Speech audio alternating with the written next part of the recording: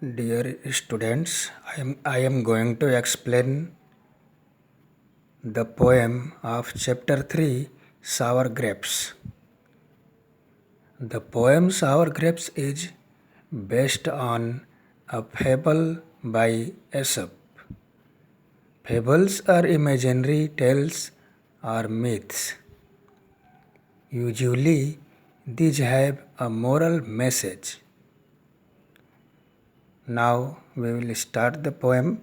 A fox was trotting on one day, and just above his head he saw a vine with lovely grapes, rich, ripe and purple red. एक दिन एक लोमड़ी घूमते हुए जा रहा था और उसने ठीक अपने सिर के ऊपर ढेर सारे पके हुए बैगनी कलर के ग्रेप्स अंगूर को देखा। Eager he tried to snatch the fruit, but it was too high. Poor Reynard had to give it up and heaving a deep sigh. उस अंगूर को देख करके poor Reynard is the name of this fox. इसका नाम है रिनार्ड। बहुत ही उत्सुक हो गई इस अंगूर को खाने के लिए।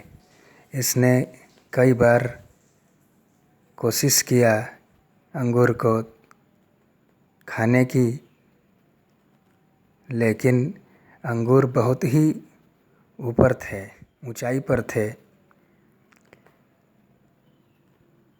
He curled his nose and said, "Dear me, I would not waste an hour upon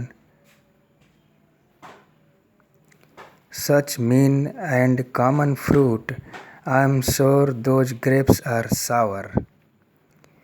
कई बार प्रयास करने के बाद भी लोमड़ी को ग्रेप्स नहीं मिलते हैं, तब अपना नाक सिकोड़ करके बोलता है कि हमें अपना यहाँ समय बर्बाद नहीं करना चाहिए। और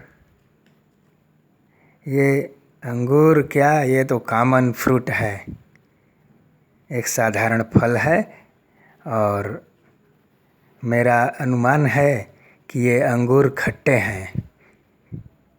ऐसा अंगूर न पाने की वजह से लोमड़ी ने कहा, ग्रेप्स आर सावर, अंगूर खट्टे हैं। टिस दस we often wish through life when seeking wealth and power, and when we fail, say like the fox, we are sure the grapes are sour. ठीक इसी तरह जब हम लोग भी अपने जीवन में धन, शक्ति, वेल्थ एंड पावर को पाने की कोशिश करते हैं, तो ये ज़रूरी नहीं है कि सबके पास धन और पावर हो ही जाए। इसलिए बहुत से लोग इसमें फेल हो जाते हैं, असफल हो जाते हैं, और लास्ट में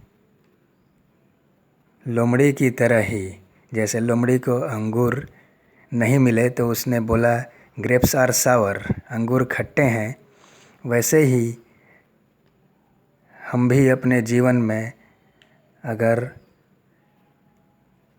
धन, पैसा, शक्ति या और भी अन्य चीज़ें जो हमारी इच्छाएं होती हैं, उसको इच्छा के अनुसार नहीं मिल पाता है, तो हम भी लोमड़ी की तरह कह देते हैं कि ग्रेप्स आर सावर, अंगूर खट्टे हैं।